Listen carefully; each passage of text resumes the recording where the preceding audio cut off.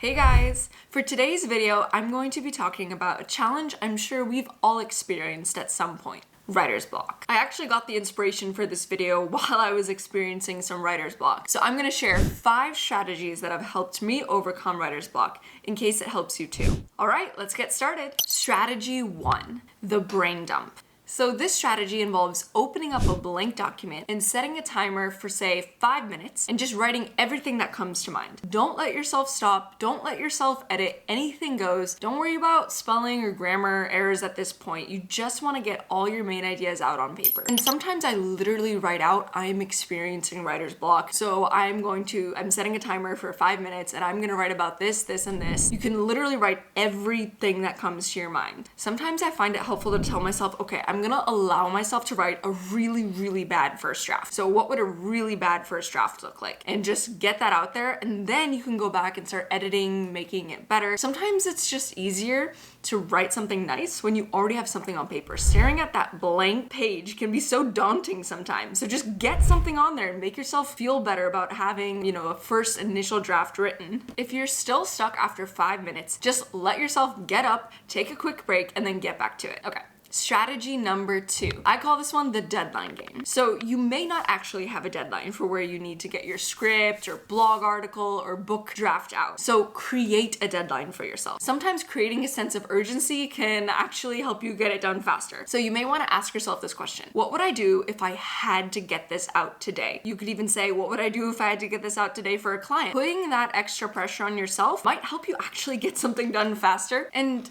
see if it makes a difference. So I call this the deadline game. Just go ahead, set yourself a deadline, and then see what you can produce. I find that creating deadlines is a really effective way to help me get started and to get something done. And also, once you show yourself that you can actually get something done in X amount of time, you know that you can do that. So you can do it again, and you can do it again, and you can create a routine for yourself. And it's always really nice when you know that you can tell yourself, I'm gonna get this done in this amount of time, be your own boss, and that's really fun. I also think it's really empowering when you know that you can tell yourself, I'm gonna get this done today and actually get it done. So some of the best creators stick to a consistent schedule and consistently push themselves to get content out. Strategy number 3, the inspiration hunt. Okay, so this one is basically out there, go online and start searching for what other creators in your space are doing. Take a look at their thumbnails, take a look at some of their videos, just get some inspiration. You could even jot down a few notes. And so one way you could do the research is to just go on YouTube, you could search on Google. You could also go on Gemini or ChatGPT and ask for some content ideas. The goal here is to just get yourself to start thinking about things. You may not write about one of those topics directly. You might write about a component of them. You might even choose to do a review video on a video that you find and then comment on that video.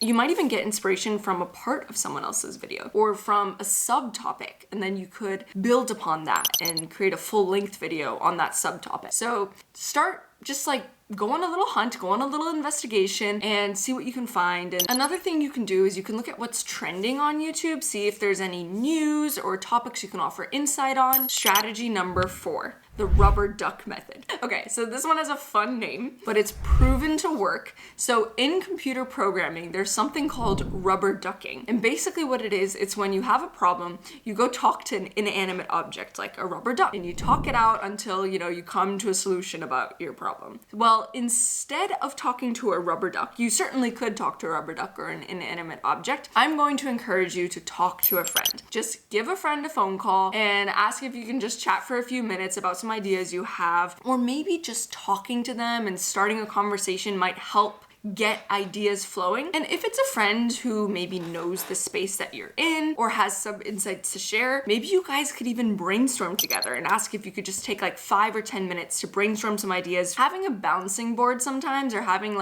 someone to share ideas with really helps. And if you don't feel comfortable calling someone or you don't have someone to talk to at that moment or no one's answering, another thing you could do is just record yourself talking. So just go record yourself on your phone, or you could even film yourself talking and see what comes out. And then go back and replay it. So in a way you're pretending to talk to someone. And of course, you could try talking to a rubber ducky. If you do end up talking to a rubber duck, please let me know how it goes. Leave a comment down below. Or another inanimate object, just go for it. The whole purpose here is to start talking and get ideas out and see what comes from it. Strategy number 5. the strategic reset. Okay, so if you've tried all these previous strategies, you've tried pulling up the document and just brain dumping your ideas, you've tried talking to someone, you've tried researching and seeing what else is out there, if nothing here is working, then maybe it's time and maybe it's okay to take a productive break. So the key here is you don't want to use a productive break to be a distraction that goes on for too long and forces you to procrastinate even further. Because one of the challenges with writer's block is it can be easy to just get sucked into the writer's block and let it take over. What you want to do is you want to take charge, you want to take the reins, and you want to be like, yes, okay, maybe I am experiencing writer's block, but I got this. I can overcome this. I have these strategies that help me, and I can, I'm equipped with these tools, and I can pick a strategy to try next time I'm experiencing writer's block. I don't have to let writer's block win this time. But, it's also okay to take a break. So sometimes I like to set a timer and take, let's say, 5, 10, 15, or even like a 30-minute productive break. You could do some movement. So you could do some yoga, you could go on a walk, you could do a quick at-home workout. Sometimes just moving, it really helps me get some ideas flowing, so it might help you too. If you're finding yourself just sitting at a desk staring at the blank document, not getting anywhere, and just feeling tired, staring at this white document, just frustrated, just release some of that frustration with some movement, with some exercise. That's good for you. You could also make yourself a tea. You could read. You could read for 5 minutes or 15 minutes, read something interesting. So the goal with this strategy is to just give yourself a break from trying to write, do something completely different, and then come back to it. Hopefully you're feeling more refreshed and ready to start writing. Okay, so to recap, in today's video, we talked about 5 key strategies to help you overcome writer's block. These are the 5-minute brain dump, the deadline game,